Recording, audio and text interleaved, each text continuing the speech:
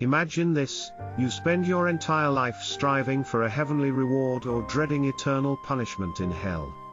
Every action you take, every decision you make, is guided by these two polar forces. But what if these places, heaven and hell, are illusions? What if the path to true spiritual freedom doesn't depend on escaping punishment or securing a reward, but lies entirely within your own mind? Welcome to a journey of exploration and self-discovery, inspired by the teachings of the Buddha. In this video, we'll dive deep into why Buddhism challenges the very foundations of heaven and hell as presented in many religious traditions. Together, we'll uncover how the Buddhist path offers a radically different perspective, one that shifts the focus from divine judgment to personal transformation. This isn't just about theology or philosophy, it's about a way of life that could change the way you think about spirituality forever. So, let's embark on this journey together, where ancient wisdom meets the modern seeker. Part 1: The Illusion of Heaven and Hell. In many religious traditions, the concepts of heaven and hell are foundational for shaping human behavior. These ideas serve as moral guideposts, offering rewards for virtuous living and punishments for sinful actions. For instance, the Bible describes heaven as a paradise flowing with milk and honey, while the Quran envisions it as a garden filled with rivers, bliss, and eternal peace. Hell, in contrast, is portrayed as a place of fire and torment, where sinners suffer eternal punishment. These vivid images are designed to evoke strong emotions, compelling individuals to choose righteousness over sin. However, the Buddha, one of the most profound spiritual teachers in history, approached these concepts differently. To him, heaven and hell were not ultimate realities but transient states of existence. According to Buddhist teachings, these realms are not permanent destinations determined by an external judge but rather reflections of our own mental and emotional states. Take, for example, the life of Mahatma Gandhi. Gandhi, known for his commitment to non-violence and truth, demonstrated how living a life of compassion and selflessness could create a sense of peace and harmony, akin to a heaven on earth. On the other hand, individuals consumed by greed and hatred, such as historical dictators who caused immense suffering, embody the essence of a personal hell. These examples show how our actions and thoughts shape our lived experiences, aligning with the Buddhist understanding of heaven and hell as internal conditions. This perspective challenges the dualistic framework of reward and punishment. In many traditions, moral behavior is driven by the hope of heavenly rewards or the fear of hellish retribution.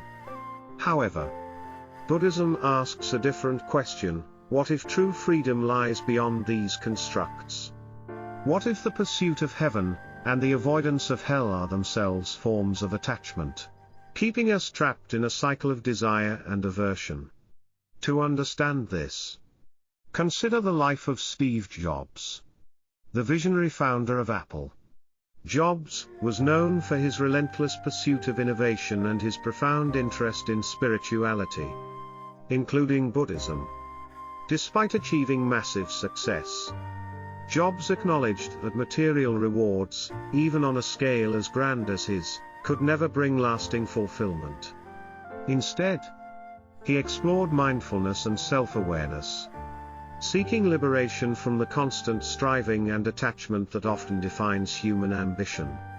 His journey reflects the Buddhist idea that freedom comes not from external achievements or avoiding failures but from transcending the dualistic mindset that binds us. The Buddha's teachings highlight that clinging to the concepts of heaven and hell can lead to more suffering. For instance, individuals who obsessively pursue perfection in their spiritual lives, motivated by the fear of punishment or the promise of reward, may find themselves trapped in cycles of anxiety and dissatisfaction. By contrast, those who embrace the present moment, cultivating compassion, mindfulness, and self-awareness, can experience a profound sense of liberation, the true goal of Buddhist practice. Consider Oprah Winfrey, a globally recognized figure who rose from a difficult childhood to become one of the most influential media personalities in history. Oprah has often spoken about the importance of inner peace and self-transformation. Her emphasis on mindfulness, gratitude, and letting go of fear aligns with the Buddhist view that liberation comes from within, not from external validation or fear-driven pursuits. The Buddha's teachings on heaven and hell also invite us to rethink morality itself. In a system where good deeds are done purely to gain rewards or avoid punishment, the motivations for ethical behavior can become transactional.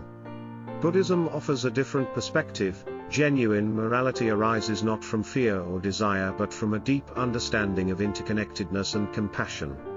When we act with kindness and integrity, not because we fear hell or seek heaven but because we recognize the shared humanity in others, we move closer to true freedom.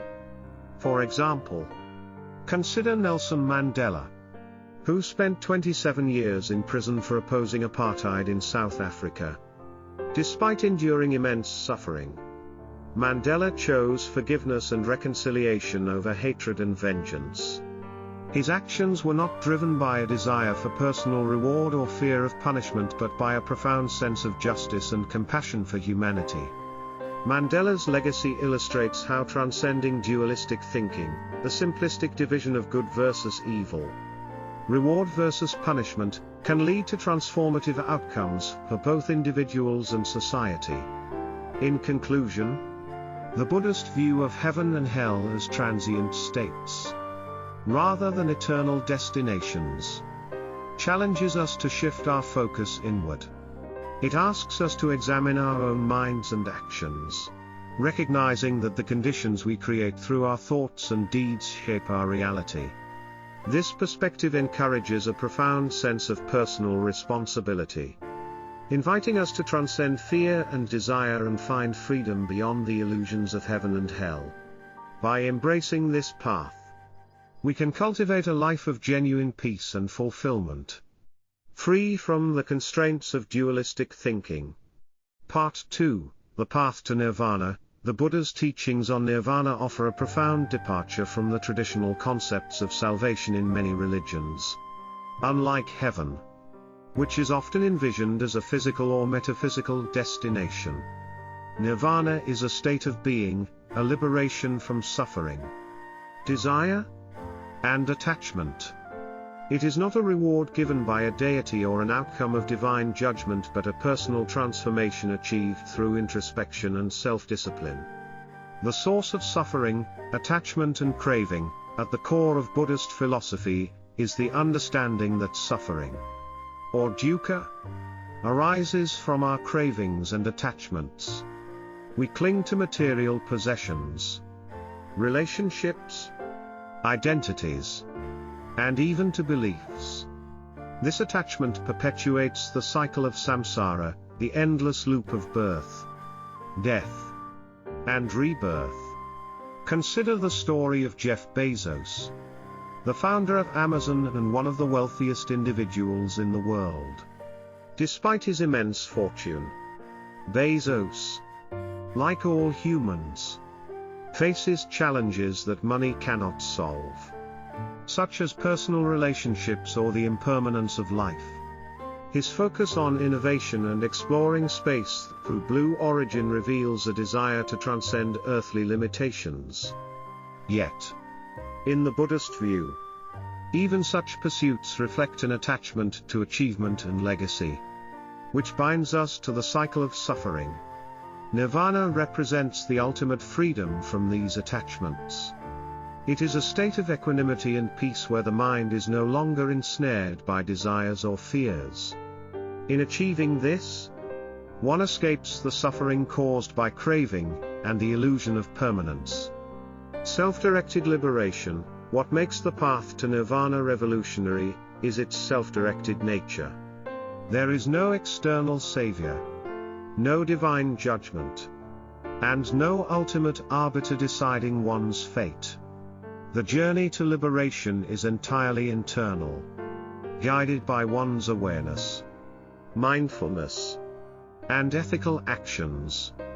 This contrasts sharply with the salvation narratives in many religions. For example, in Christianity, salvation is granted by God through faith and grace, while in Islam, entry to paradise is earned through faith and good deeds judged by Allah.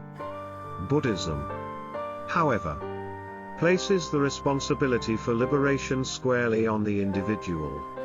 It is a process of self-realization and inner transformation, free from reliance on external forces. Take the life of Nelson Mandela as an illustrative example. Mandela's journey from political prisoner to global leader was marked by his inner resilience, self-discipline, and commitment to forgiveness. Although not explicitly Buddhist, his ability to transcend hatred and attachment to vengeance reflects principles aligned with the path to nirvana. Mandela's transformation was not granted by an external entity but cultivated through his own actions and awareness. The parable of the raft. The Buddha often employed metaphors to elucidate his teachings. And one of the most famous is the parable of the raft. Imagine standing on one side of a wide river, needing to cross to the other bank. You construct a raft and paddle across. Once you reach the opposite shore, what do you do with the raft? Do you carry it on your back for the rest of your journey? Or do you leave it behind? The raft represents the teachings and practices that help us achieve liberation. Once we have crossed the river, clinging to the raft serves no purpose and only weighs us down. This story underscores the importance of letting go, even of spiritual beliefs and practices. Once they have served their purpose, clinging to the idea of heaven, hell, or any rigid dogma the Buddha taught, becomes another form of attachment that hinders true freedom. Consider the case of Steve Jobs, the late co-founder of Apple. Jobs, who studied Zen Buddhism, famously described the importance of simplicity and focus in both life and work. He learned to leave behind the raft by focusing on what truly mattered in his creative and personal life. His ability to strip away distractions and attachments helped him shape Apple into one of the most innovative companies in the world. The inner work of nirvana. Reaching nirvana requires inner work, guided by what Buddhism calls the Eightfold Path. This includes right understanding, intention, speech, action, livelihood, effort, mindfulness, and concentration. These principles serve as a roadmap for cultivating ethical behavior, mental discipline, and wisdom.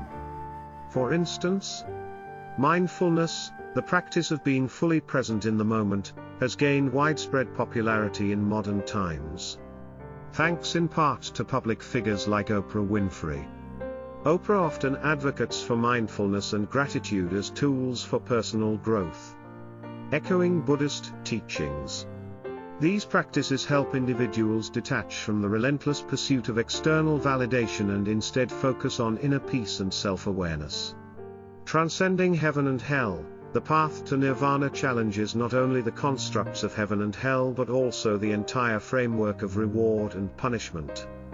Buddhism teaches that clinging to these dualistic concepts keeps us trapped in the cycle of samsara.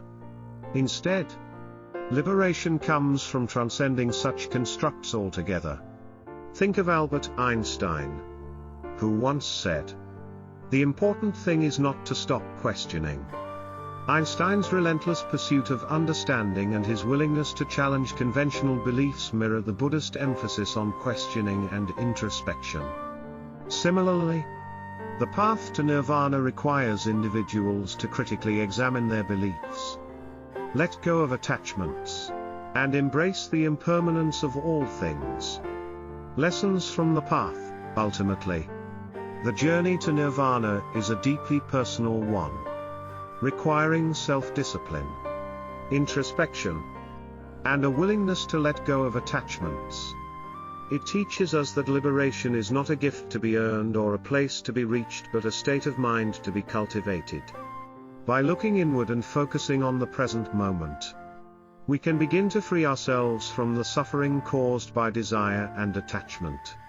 The path to nirvana offers not only a profound spiritual goal but also practical wisdom for living a life of peace, compassion, and fulfillment. Part 3: Karma and Responsibility in Buddhism. The concept of karma offers a nuanced perspective that differs from its interpretation in many other traditions. While some view karma as divine judgment, a cosmic ledger of good and bad deeds determining one's ultimate fate, Buddhism presents it as a natural law of cause and effect. According to this view, your actions, driven by your intentions, directly shape your experiences. Acts of kindness and compassion generate positive outcomes, while actions rooted in greed or hatred lead to suffering. Unlike systems that rely on external powers to decide one's destiny, Buddhism emphasizes personal responsibility, making each individual the sole architect of their karma. This understanding is deeply empowering, as it places the spiritual journey entirely in one's own hands, shifting the focus from seeking divine approval to self-transformation through conscious choices. A striking example of this principle is the story of Angulimala, a feared bandit from the Buddha's time. Angulimala, who had vowed to kill 1,000 people and wore a gruesome necklace of their severed fingers, encountered the Buddha during his reign of terror. Instead of condemning or punishing him, the Buddha approached Angulimala with compassion and wisdom, engaging him in profound conversation. The encounter transformed Angulimala, who renounced his violent ways, became a monk, and eventually achieved enlightenment. This story highlights the Buddhist belief in the potential for profound personal transformation. Regardless of one's past actions, the future can be reshaped through self-awareness, right intentions, and conscious effort. Angulimala's journey illustrates that even the weight of the most heinous karma can be lifted when one embraces the path of self-reflection and right action. Part 4: Anatta, the illusion of self. The concept of anatta, or no self, stands as one of the most transformative and challenging teachings in Buddhism, directly opposing the idea of an eternal, unchanging soul that is central to many other religious traditions. While religions like Christianity, Islam, and Hinduism speak of an unalterable soul destined for heaven, hell, or reincarnation, Buddhism presents a radically different view. The self, as we perceive it, is merely an illusion. In Buddhist philosophy, what we identify as self is a constantly changing collection of thoughts, emotions, sensations, and experiences. These components, known as the 5 aggregates, skandhas, are not fixed but are transient and interdependent, lacking any permanent essence. For instance, take Elon Musk, one of the most influential figures of our time. Musk's identity as a tech innovator, entrepreneur, and visionary is far from static. His accomplishments, goals, and challenges continuously evolve. From PayPal to Tesla to SpaceX, his self has been constantly redefined by external circumstances and internal choices. By examining his life through the lens of anatta, we see that even someone with immense power and influence is not a fixed entity but rather a dynamic process of change. If the self is indeed an illusion, Then the question arises, who suffers? And who is rewarded or punished in heaven or hell? In Buddhism, the idea of eternal judgment based on a permanent self is dismissed. Instead, the focus is on the continuity of actions and their consequences. While religions like Christianity and Hinduism maintain that a soul faces divine judgment or reincarnation based on its past actions, Buddhism asserts that these constructs are attachments that perpetuate suffering and misunderstanding. The key insight in Buddhism is that it is not a permanent soul experiencing these cycles but the transient actions and intentions that create the conditions for future experiences. By realizing the impermanence and illusory nature of the self, one can break free from the attachments, fears, and desires that bind them to suffering.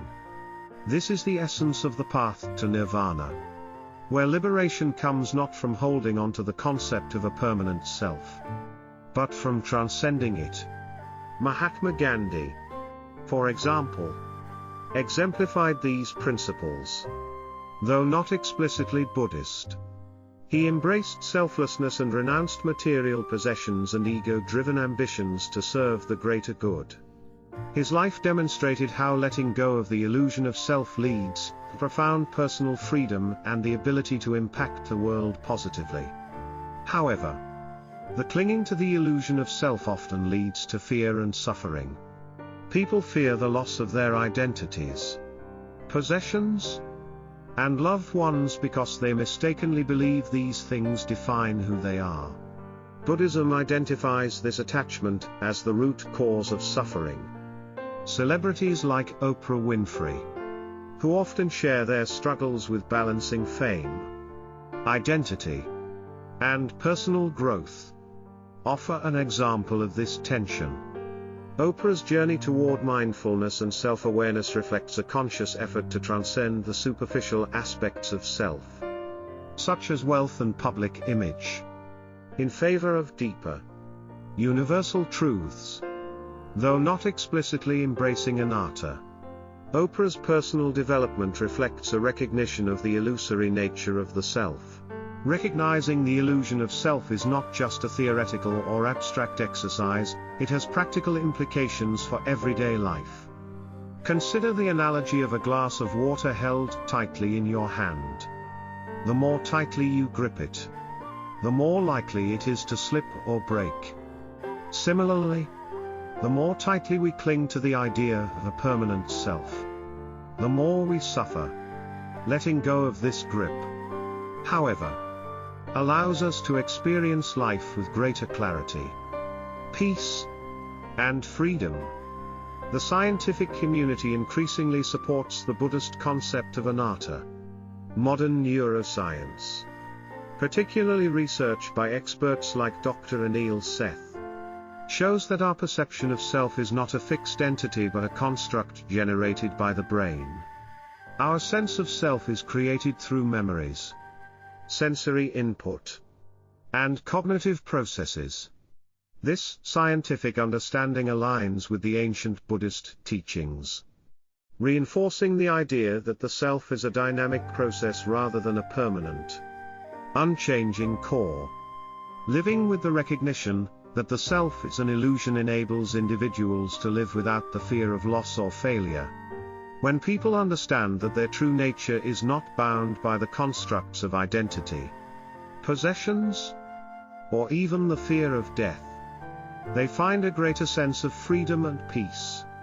Former US President Barack Obama, for instance, often emphasized humility, collaboration, and collective well-being over individual ego. His ability to rise above his personal identity for the sake of a greater cause is a reflection of letting go of the self for the benefit of the larger good. His approach aligns with the practical application of Buddhist principles in contemporary life. The teaching of anatta challenges us to examine the assumptions we hold about ourselves. It asks us to let go of the ego and embrace the impermanence of all things. By doing so, we free ourselves from the cycle of craving, fear, and suffering that keeps us tethered to the illusion of a fixed identity. This profound insight not only leads to personal liberation but also fosters compassion and interconnectedness. When we realize that the self is an illusion, we see that others are not separate from us. Their joys and sorrows become our own, creating a deeper sense of empathy and connection. In letting go of the self, we do not lose our humanity, instead, we rediscover it. We gain a deeper sense of peace, purpose, and freedom, unshackled from the illusions that bind us. This process of liberation is not a loss but a rediscovery of our true nature, allowing us to experience life in its fullest and most authentic form. Part 5, Practical Steps to Freedom. The teachings of Buddhism offer not only profound philosophical insights but also practical steps for applying these principles in our daily lives. By embracing these steps, we can begin to move toward liberation from suffering, cultivate inner peace, and live more meaningful lives. Mindfulness, a core practice in Buddhism, encourages us to observe the present moment without judgment. It involves being fully aware of our thoughts, emotions, and sensations as they arise, without clinging to them or pushing them away. This practice can have a significant impact, as seen in the life of Steve Jobs. Known for his intense focus and innovation, Jobs later embraced meditation and mindfulness, which helped him navigate challenges with greater grace. His ability to remain present allowed him to channel creativity and make decisions that shaped Apple's global influence. Mindfulness teaches us that our thoughts and emotions are impermanent, whether it's the joy of success or the sting of failure. These experiences rise and pass, like waves in the ocean. By observing them without attachment, we free ourselves from being overwhelmed by fleeting highs and lows. To start, one can dedicate 5 to 10 minutes daily to mindful breathing, focusing on each inhale and exhale and bringing attention back to the breath when the mind wanders. Cultivating compassion is another essential practice. Compassion serves as an antidote to anger, hatred, and selfishness, fostering a sense of interconnectedness and harmony. Nelson Mandela exemplified compassion in action when he chose reconciliation over revenge. Even after enduring decades of imprisonment, his ability to empathize with those who wronged him helped reshape the future of South Africa. Buddhism teaches that practicing compassion not only improves the lives of others but also brings deep inner peace. By recognizing our shared humanity, we transcend the illusion of separateness and realize that the well-being of others is inseparable from our own. To practice compassion, one can perform daily acts of kindness, such as helping a colleague, offering a compliment, or supporting a cause they care about. Letting go of attachments is another fundamental step in Buddhism, as attachments to material possessions, relationships, or beliefs are seen as the root cause of suffering. Letting go does not mean abandoning responsibility but rather loosening the grip of clinging and expectation. Warren Buffett, one of the world's wealthiest individuals, exemplifies this practice. Despite his fortune, Buffett leads a relatively simple life, and has pledged to donate most of his wealth to philanthropy. His actions reflect the understanding that happiness does not stem from possessions but from contributing to the greater good. To begin letting go, one can reflect on areas where attachment causes stress or dissatisfaction and practice non-attachment. Starting with small steps like decluttering or reducing reliance on validation from others. Meditation is perhaps the most powerful tool for deepening awareness, cultivating mindfulness, and gaining insight into the nature of reality. Oprah Winfrey, a global media icon, has shared how meditation transformed her life. helping her manage stress and connect with her inner self. Through consistent practice, she developed a sense of balance and purpose that resonates with millions of people. Meditation is not about suppressing thoughts but about creating space to observe and understand the patterns of the mind, leading to greater self-awareness and equanimity. To start meditating, one can find a quiet space. Sit comfortably with a straight back, and focus on the breath. When the mind wanders, gently guide it back to the breath without frustration. Starting with just 5 to 10 minutes daily can be transformative. Integrating these practices into daily life can lead to transformative changes. For example, a high-pressure executive practicing mindfulness might make thoughtful decisions rather than react impulsively. A parent using compassion might navigate conflicts with their children more effectively, fostering deeper understanding and connection. An artist might let go of the attachment to perfection and find freedom in the creative process itself.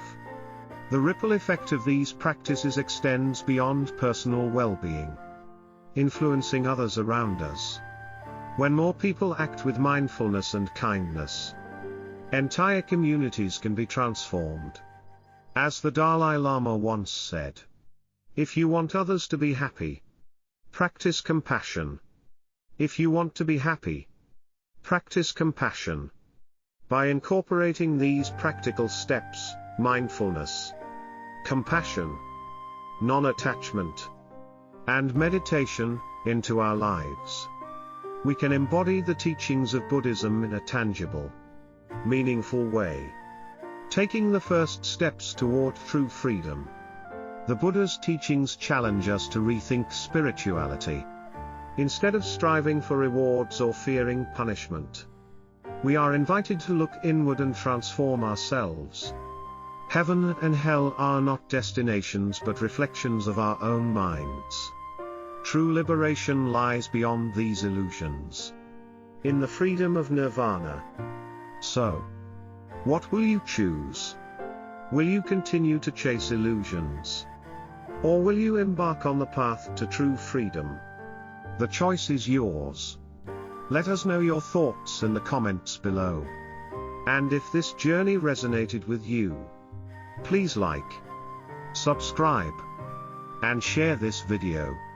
Together, let's keep questioning, keep exploring, and keep searching for peace, here and now.